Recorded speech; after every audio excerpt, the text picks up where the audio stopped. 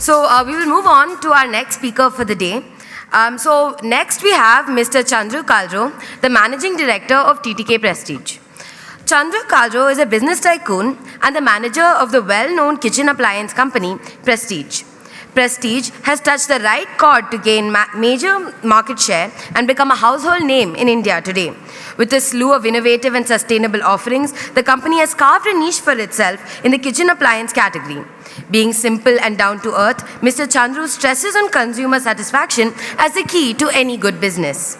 He has given numerous interviews on consumer interaction, business strategies, and effective ways to overcome competition. The Managing Director of TTK Prestige, Mr. Chandru Kalro, carries the legacy forward with his strong business tactics and hands-on experience on operating in this segment for more than 3 decades. A pioneer in his field, he is all set to take the company to even greater heights. I am really honored to call upon Mr. Chandru Kalro onto stage. You know, when I was asked to speak about my story, and that's exactly what I've titled the presentation, I didn't know why I was called, honestly. I didn't find anything special about it. But what I hope to do today is tell you more of what my predecessor spoke after I tell you some of the steps in my story. There's nothing special about it, but I think I can tell you some things that were helpful to me, which might be of some use to you. Now, I'm not a business tycoon, like she told. I come from a business family, though. We were a family of moneylenders. I'm a Sindhi who can speak excellent Tamil in any dialect of Tamil Nadu, born and brought up in Coimbatore. My father was a school dropout, and so was my mother. It was my father's dream that I at least become a graduate. And fortunately for me, I was a reasonably good student, and he pushed me into becoming a professionally qualified person, so I took up engineering.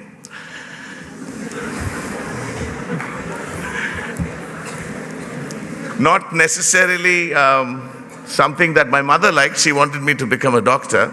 The sight of blood actually almost made me faint every time. So I said engineering is better. And after I did my engineering in CIT Coimbatore, 4 years of my engineering, I was the second 4-year batch, so the previous batch of 5 years kept doing strikes so that we were delayed and we passed out late. So the result was that most of the time we were going from one theater to the other, bunking classes because there were none. And with all that, I managed to get at least 3 university ranks in 3 semesters, which was not bad.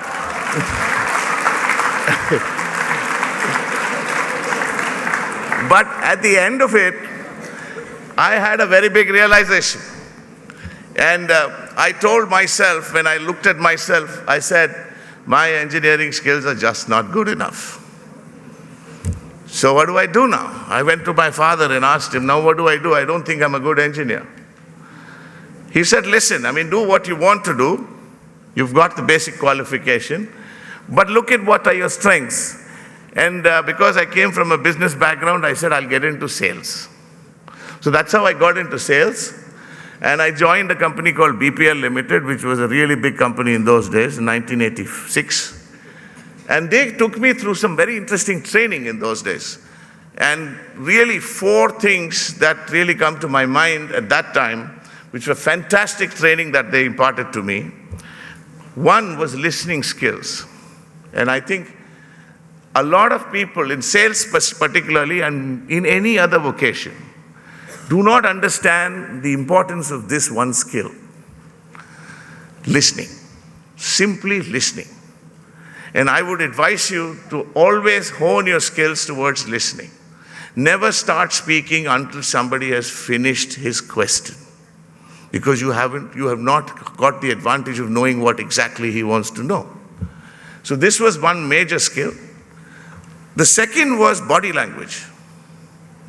And body language, I think, is a very critical skill in anything that you do in your career.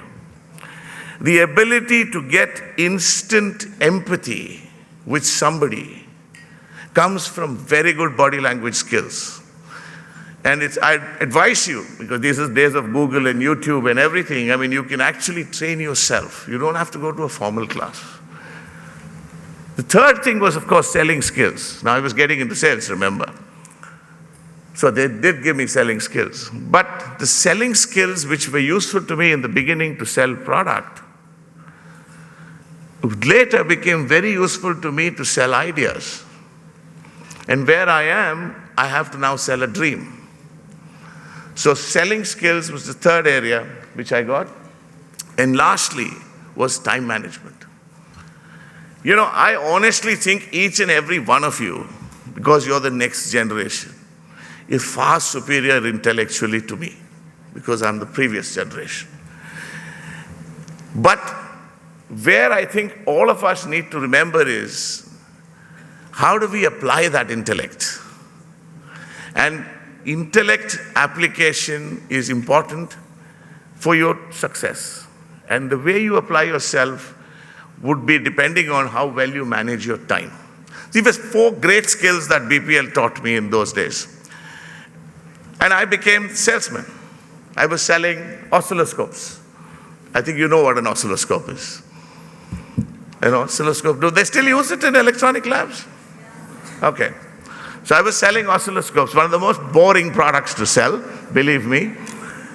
And more often than not, the guy with the tie in those days used to get thrown out, believe me. For every 100 cold calls I made, I probably got 5 prospects. For every 10 prospects I got, I maybe got 1 order. So you could imagine how many cold calls I would have made. Nevertheless, I had a fantastic time. I broke all records the first year. My first order was equal to the previous year's branch sales. So it was not bad. And I was creating opportunities. Those were the days when many new engineering colleges were coming. You know, all the private engineering colleges happened in those years. So I traveled the length and breadth of Tamil Nadu trying to sell oscilloscopes. I created a lot of opportunities in sales. I moved to untapped customers because colleges, you know, usually used to send out inquiries. So here was a guy who was coming to them and selling it to them. And very soon, in 2 years, I moved from there to office automation, which was selling photocopiers and EPABX systems. After that, I had 4 people under me within 2 years. So I was doing very well for myself. Did another 2 years of frontline sales in Chennai, and then moved to the corporate office in Bangalore. Now here, obviously, because I was in the head office, I had a much larger perspective. I could see every other branch. I came back to oscilloscopes. Then I moved to selling cardiac care equipment. BPL used to be the leader in making ECG machines and bedside monitors and central nursing stations, products like that. And then finally, I moved to selling audio systems, which was my first foray into consumer electronics. Now, the reason I'm telling you this was in 7 years, I saw 5 product lines in BPL without making a job switch. My entire focus in those 7 years was, how do I add a new skill every year to myself? How do I do something different? How do I meet a new set of customers? How do I look at a new style of selling? When I came into consumer electronics, it was something that I'd always wanted because that was a completely different thing. I was doing one-to-one selling till then. Now I was going to sell through a channel. When I took up consumer electronics, I took up something that no one in the company wanted to do, which was to set up an after-sales service. Now, the key I'm telling you this is, I took up things that were boring. I took up things that no one wanted to do. I took up things that would get instant recognition because no one else was doing it. If I was doing something that everyone else was doing, I would not get that instant recognition.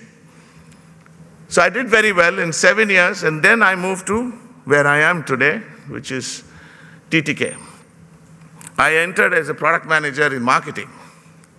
Now remember, I'm an engineer in electronics and communication with no MBA.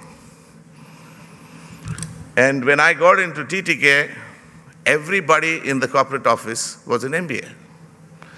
Probably from an IIM. In those days, TTK used to recruit people from IIMs and all that. Now, I was into a completely new subject of managing a brand, of managing product, and looking at consumers and mining insights of consumers. I quickly realized that since I was not an MBA, I had a problem. Because everything being equal, the MBA was going to get the promotion. So I then decided, let me first understand what's the big difference between a manager and an engineer. Because I'm sure most of you, when you come out of this course, would then decide whether you want to go for work or you want to then go and postgraduate or do something like that. And then what do you postgraduate in? Do you postgraduate in engineering or do you go to management? So I thought I'd give you a few insights on what I think are the key differences between a manager and an engineer. A manager comes with a perspective, in my opinion. A perspective to manage things under constraints. An engineer comes with a very logical sense of mind. Now, these are two not necessarily mutually exclusive qualities. A manager decides what to do. An engineer knows how to do. A manager gets things done. My predecessor told you that. An engineer typically does things. A manager has a strong need to understand beyond one's domain, because otherwise he can't get things done. An engineer has a very much deeper knowledge of one's own domain. A manager likes to look at the big picture, or at least should look at the big picture. An engineer details out. Everything is in the details. In short, a manager is a generalist. An engineer is a specialist. This is something that I came up with this realization, and I said, I was anyway not a good engineer, so why don't I then become a generalist? And you can say, so you wanted to become a jack of all trades. So be it. I wanted to be a jack of all trades. So anyway, I was a good jack of all trades, so I got promoted very quickly. I was the youngest general manager in TTK, which is a 70-year-old company. I became general manager marketing from product manager in just 2 years, and then moved from there to head sales. And then after doing very well there, decided that I wanted to go faster, but I couldn't go any faster now, where I was. So I took up a very risky assignment within the group. We had a group company called Tantex, which was selling undergarments, which was in BIFR. And they didn't know what to do with it, so I said, I'll take up the job and look at whether it's worth keeping or whether it's worth closing. So could I turn around the company or could I close the company? So I went on deputation from TTK Prestige to Tantex for 2 years. In 2 years, I came to a very simple conclusion that the company was not worth keeping. Went and told back my boss, the company is not worth keeping. He said, do you know what you're saying? You will lose your job. I said, yes. The difference between you and me is I can get another job. You can't. He was the owner.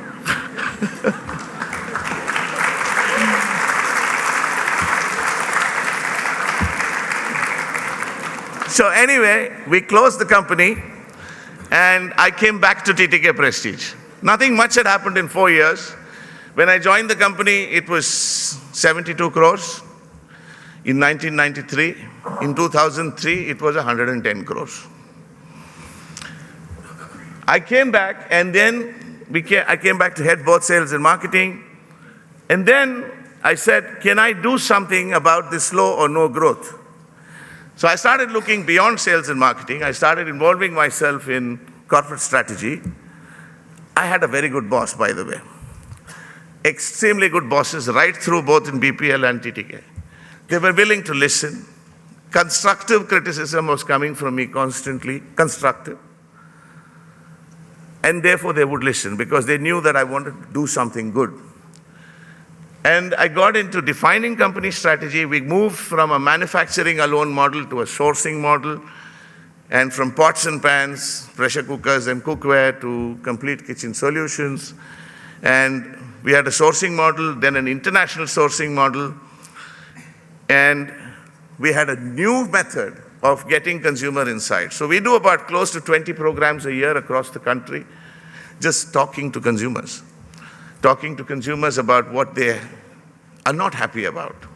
What are their pain points? How would they like things to be different?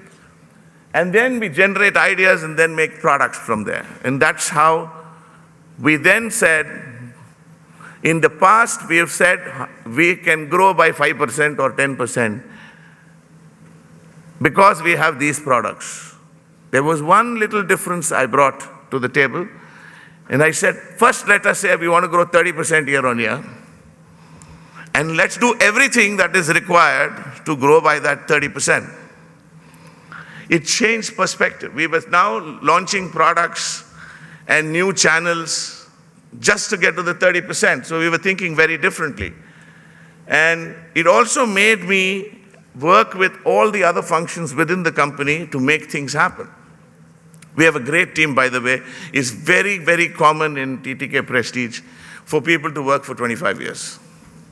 So if you come to our office, there are lots of people like that. I know people from outside or your generation would call us dinosaurs, but that's how we are. So, in 10 years, we grew by 27% CAGR and that objective of 30%. Our share price in 2003, we were a loss-making company, was 6 rupees. We were a single product, single manufacturing hub. From there, today, our company is 6,000 rupees in the share price. We are the most valued share company in the kitchen appliance space. We have 5 manufacturing hubs today. We have a growing exports and an increasing international presence. And I have become a generalist, jack of all trades. And the business instinct in me, because I came from a business family, helped. And that's how today I am the managing director.